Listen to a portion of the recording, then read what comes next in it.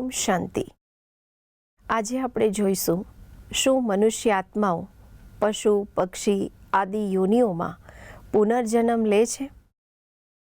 ચિરકાળથી ભારત વર્ષમાં આ માન્યતા ચાલી આવી છે કે મનુષ્ય આત્માને તેના પાપ કર્મોના ફળ સ્વરૂપે પશુ પક્ષી આદિ યોનિઓમાં ભ્રમણ કરવું પડે છે।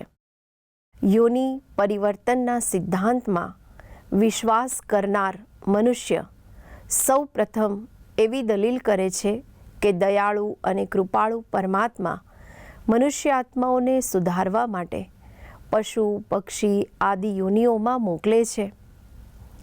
આગળ ઉમેરે છે કે દરેક દેશની સરકાર અપરાધ વૃત્તિવાળા નાગરિકો માટે જેલ બનાવે છે।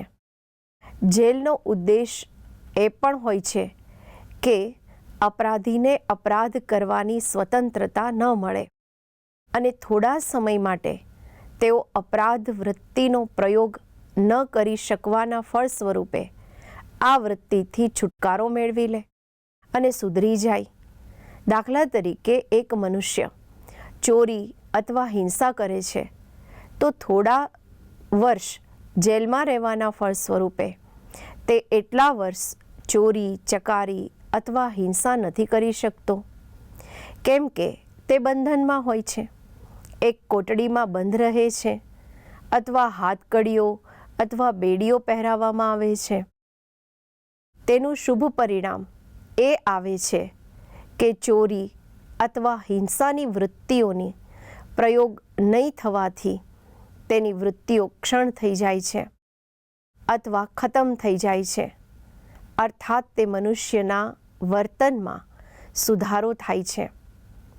આ સિવાય બીજા માણસો પણ જ્યારે જુએ છે કે આ મનુષ્યને ખરાબ કર્મોના ફળ સ્વરૂપે જેલ મળી છે તો તેઓ પણ બોધપાઠ લઈ લે છે અને અપરાધથી બચવાનો પ્રયત્ન કરે છે। આ રીતે અપરાધીને જેમ સજા મળવાથી અપરાધી અને સાથોસાથ અન્યોમાં પણ નોંધપાત્ર સુધારો થાય છે, તેવી જ રીતે મનુષ્ય આત્માઓને પણ પશુ પક્ષી આદિ યોનિ મળવાના ફળ સ્વરૂપે તે આત્માઓનો પણ ઉદ્ધાર થાય છે, જે બીજાઓને માટે પણ સાવધાનીની નિશાની સમાન બની રહે છે કે જો અમે પાપ કર્મ કરીશું તો અમારે પણ મનુષ્ય યોનિ છોડી ઉતરતી યોનિમાં ફસાવવું પડશે।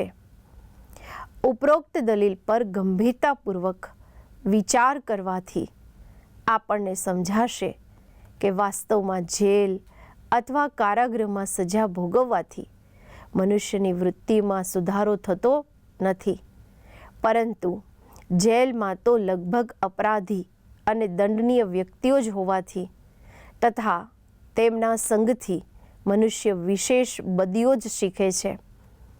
એના કારણે અપરાધ પ્રિય વ્યક્તિના માતા પિતા ભાઈ બહેન વગેરે એ જ પ્રયત્ન કરે છે કે વ્યક્તિ ખરાબ હોવા છતાં પણ એને જેલની સજા ન થાય, કારણ કે જેલમાં જઈને તો તે વધારે ખરાબ થઈ જશે અથવા રીઢો અપરાધી બની જશે, ત્યારબાદ તેને સુધારવો મુશ્કેલ થઈ પડશે। સરકાર પણ આ કબૂલે છે કે જેલમાં વ્યક્તિને સજા તો મળે છે પરંતુ તેમાં તેનો સુધારો થતો નથી, એટલા માટે જેલમાં અપરાધીઓને સુધારવાની કોઈ મનોવૈજ્ઞાનિક શૈક્ષણિક અથવા સાંસ્કૃતિક રીત રસમ અપનાવવામાં આવે। સૌ એ વાતને સ્વીકારે છે કે મનુષ્યને સુધારવાનો શ્રેષ્ઠ અને પ્રભાવશાળી ઉપાય તો મનુષ્યને કર્મનું સાચું જ્ઞાન આપી તેને અનુશાસન પ્રિય બનાવવામાં છે, નહીં કે તેને કોઈ બંધનોમાં રાખવામાં। જેલની બહાર તો શિક્ષણ જ્ઞાન અથવા સત્સંગ દ્વારા મનુષ્યને આપણે સુધારી શકીએ છીએ, પરંતુ જેલમાં મનુષ્યની અપરાધ વૃત્તિ સુધરતી નથી અને મનુષ્ય ત્યાં સુધરતો નથી પરંતુ બગડે જ છે, અને અમુક મનુષ્ય તો જેલના પક્ષી જ બની જાય છે।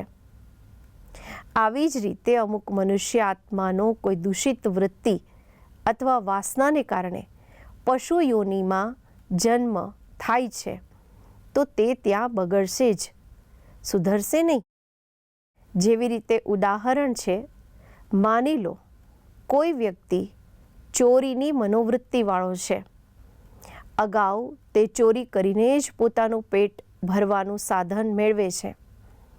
હવે માનો કે યોનિ પરિવર્તનના સિદ્ધાંત અનુસાર આ પાપ કર્મ અથવા સંસ્કારના કારણે તેને મૃત્યુ પછી બીજો જન્મ બિલાડીની યોનિમાં મળ્યો, કેમ કે બિલાડી ચોરી કરીને જ ખાય છે. તો સ્પષ્ટ છે કે બિલાડીની યોનિમાં જન્મ લેવાના પરિણામ સ્વરૂપે તે આત્મા ચોરી કરવાનો સંસ્કાર તો પાક્કો જ કરી લેશે. તે સુધરતો નથી અને ત્યાં તેની ચોરીની વૃત્તિ ટળશે જ નહીં. તેમાં સુધારો થવાને બદલે વધુ પ્રબળ બનશે. વળી બિલાડીની યોનિમાં તો આત્માનો સારો સંગ અથવા સારું શિક્ષણ મળી શકે એ તો છે જ નહીં, જે આત્માને ઉન્નતિ માટે આવશ્યક છે. સારો સંગ અને જ્ઞાન તો આત્માને મનુષ્ય યોનિમાં જ પ્રાપ્ત થઈ શકે છે. બિલાડીની યોનિમાં તો કોઈ સુધારો અસંભવ છે. જેવી રીતે ઉદાહરણ છે, વાલ્મીકીને શિક્ષણ મળ્યું તો તે સુધરી ગયા, પરંતુ જો કે ડાકુ વૃત્તિના પરિણામ સ્વરૂપે પછીના જન્મમાં સિંહની યોનિમાં ચાલ્યા ગયા હોત તો તેનો સુધારો કેવી રીતે થાત?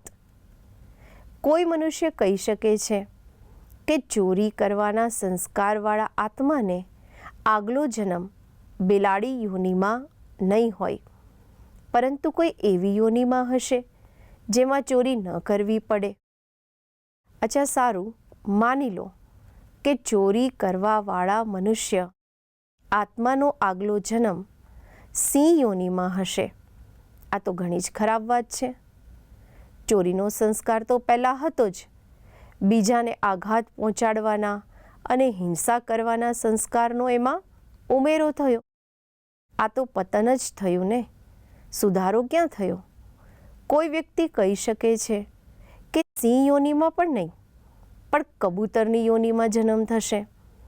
ચાલો માની લઈએ કે કબૂતરની યોનિમાં જન્મ થયો, પરંતુ કબૂતર તો ખૂબ ભોળું, ચોરીના સંસ્કારવાળું ચાલાક અને હોશિયાર નથી.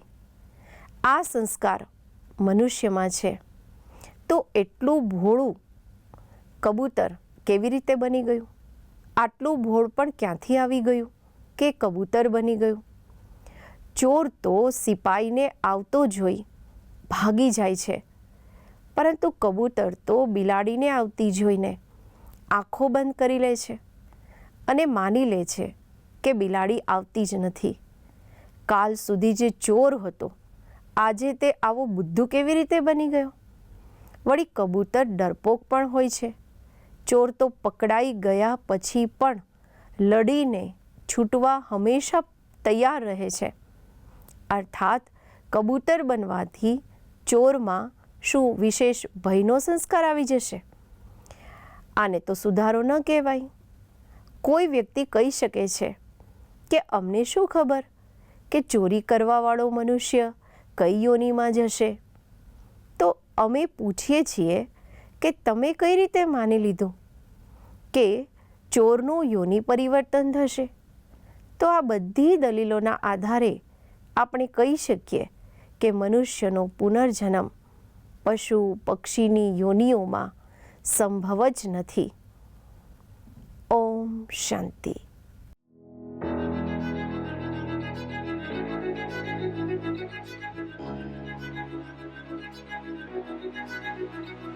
Thank you.